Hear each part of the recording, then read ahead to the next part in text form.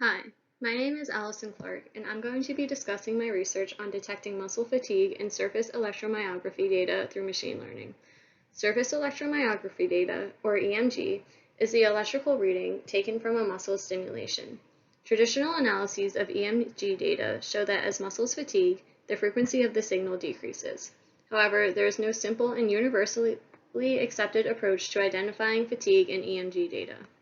As seen in Figure 1, the raw EMG data is very noisy and difficult to see trends in. Hence, the goal of this research is to develop a streamlined method of classifying muscle fatigue to help with stroke rehabilitation and the treatment of neuromuscular conditions. Thus far, 30 healthy young people have come into the lab to be subjects in this study. When a subject comes into the lab, a Delsis Mini EMG sensor is placed on their first dorsal interosseous muscle, or the FDI.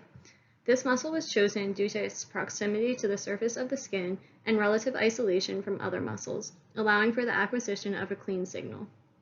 The subject is strapped to the device in Figure 3 to stabilize the muscle and instructed to maintain 50% of their maximum voluntary contraction for 5 minutes to ensure that the muscle fatigues. The EMG data is then processed traditionally.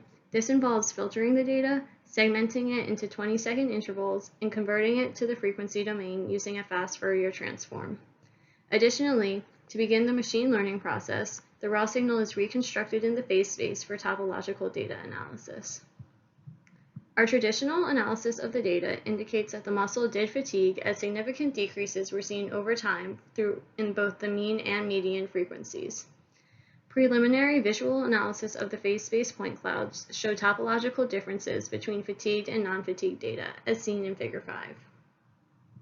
Moving forward, the next step of the machine learning procedure is to build a persistence barcode of the data.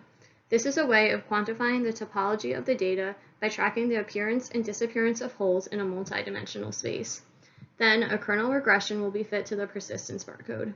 Finally, the algorithm will be trained on data that is labeled as fatigued or non-fatigued so it can learn how to properly classify the data.